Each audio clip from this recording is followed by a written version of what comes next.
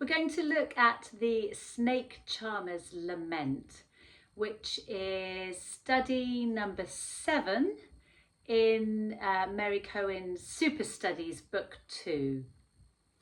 So this study is all about developing a lovely smooth bow stroke and also a focus on these minor intervals, the augmented intervals, where you have quite big gaps between the fingers. So this might be after a low 1 followed by a high 2.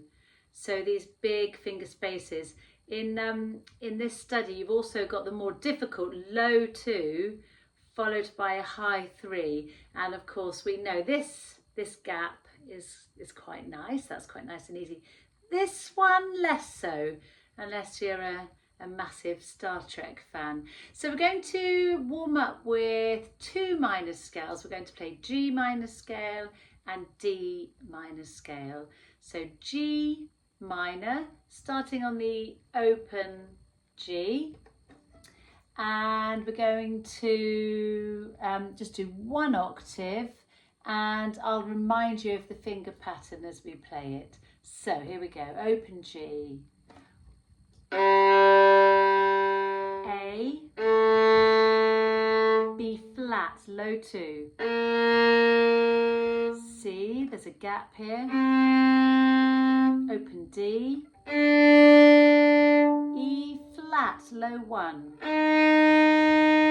F sharp, stretch, and G. So let's do that again, starting from the beginning, from the open G, with a long tonic, so the rhythm will be ta, ta, te, ta, te, ta, te, ta. Ready? And.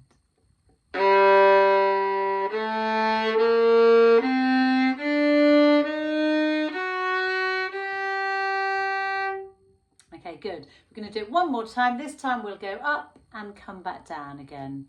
Ready? And.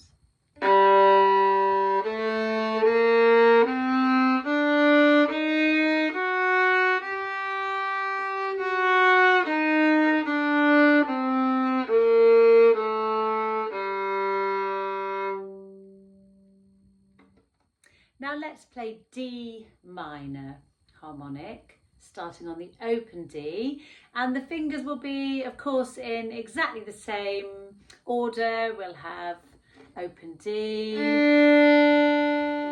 is the E, F natural, low 2,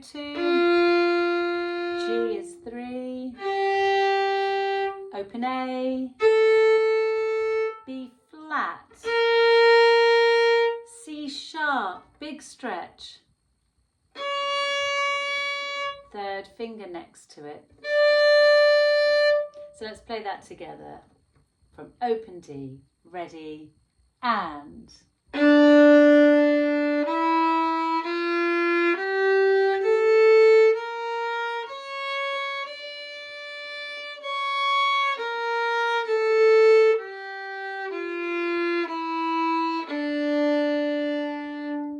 Now we're going to do that one more time, and when we get to the bottom of the scale, we're going to carry on going down onto the G.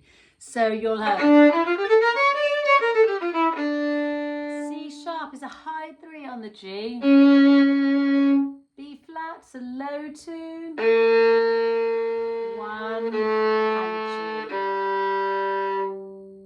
Okay, then we can't go any further. So from the open D, ready, and.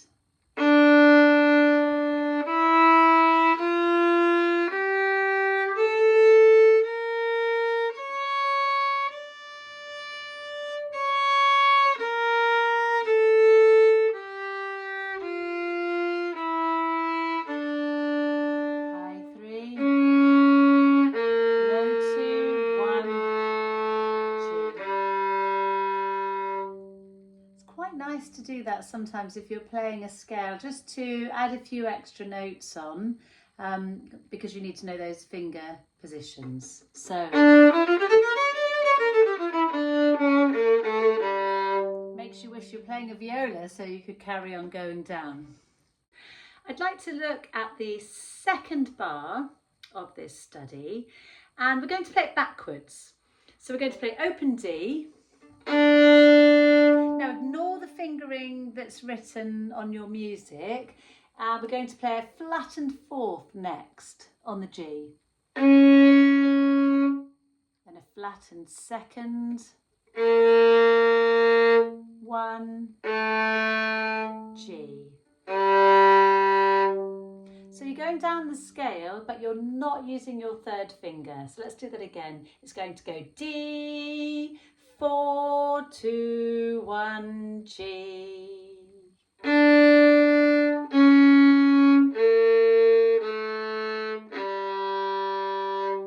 Now play that the right way around. G, 1, 2, 4, D.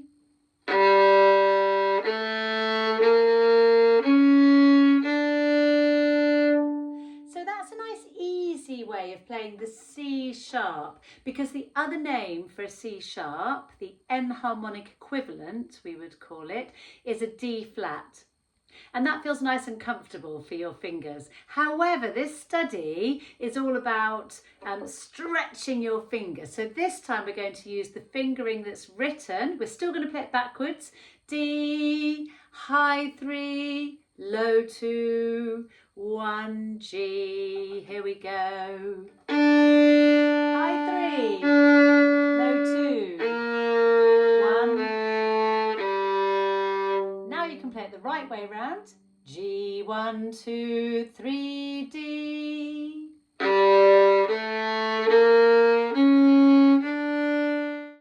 Let's play from bar 1 now. Let's play from the beginning.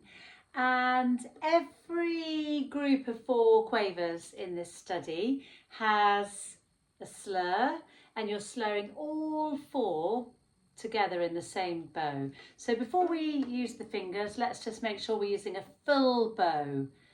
This is how you get the nicest sounds. That's it, right to the tip, back to the heel.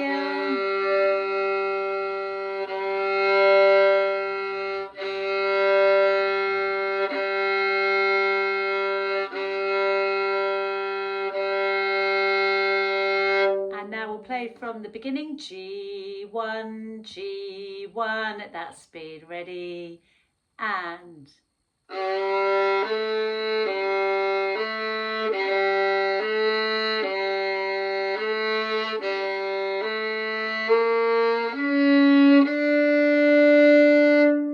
big stretch on that third finger. Just make sure that you're getting a really nice low 2, high 3.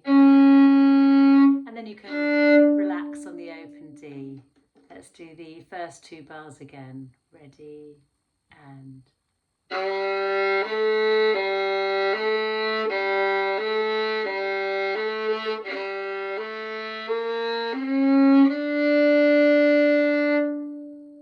one more time, and listening carefully to your intonation. Mine was a bit wobbly there. And making sure that you're going right from the extreme heel to the very tip of the bow, the bits that we don't normally use. You might find that you're a bit quiet here if you haven't got any rosin on there. Here we go. And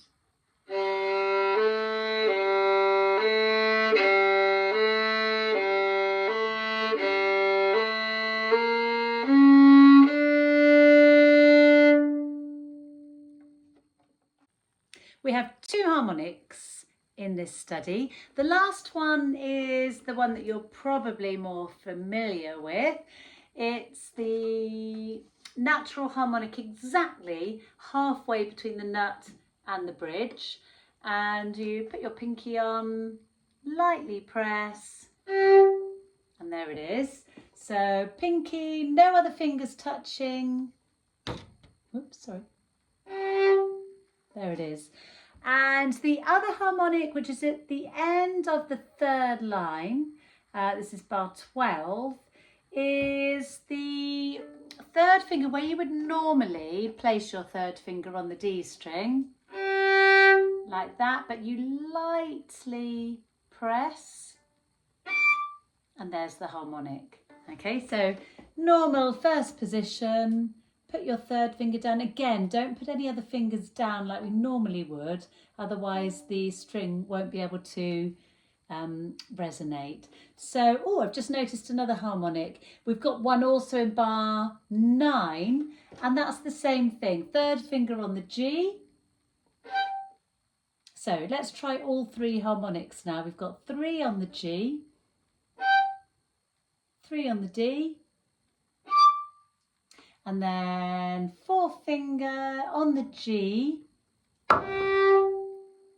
There we go, and if I could stop hitting the music down, that would be good. I hope that wasn't too loud for you. So when you play a harmonic, remember that you want to have your bow as close to the bridge as you can. This is the place you generally avoid playing because it's a bit squeaky, and that's because it's drawing out the harmonics. But when we want the harmonics, then come close to the bridge and move your bow quickly. That's how you get the nicest harmonic. So we've had a look at the harmonic in bar 9. When you play that, you'll play at the beginning of the bar, the 3rd finger on the D string for a normal note. And then you just hop over with the 3rd finger onto the G for the harmonic. So 3rd finger normal on D and harmonic on the G. There we go. So let's play bars 7 and 8 together.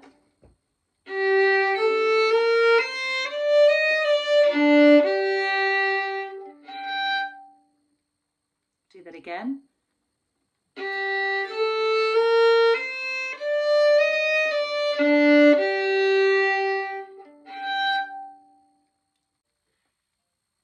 I'm going to play the 3rd line now, which is possibly the easiest line. You've only got 2 notes to a bow to start with. You're using your 4th finger, which is really nice, much easier than a high 3rd finger. So here's the 3rd line.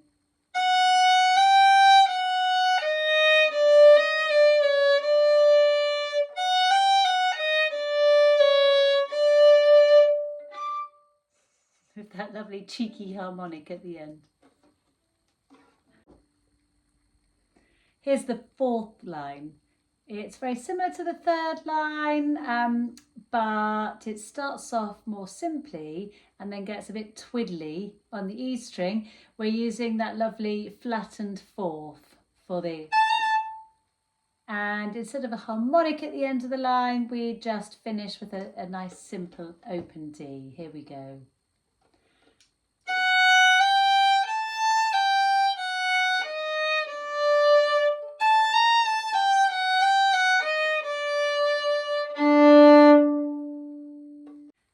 So here's the Snake Charmer's Lament. I'm going to play it all the way through, and listen carefully to your tuning when you have these big gaps between the fingers, when we have that lovely augmented interval because of the minor tonality, and also try and use your full bows, get a really lovely smooth sound, imagining that you're trying to charm a snake.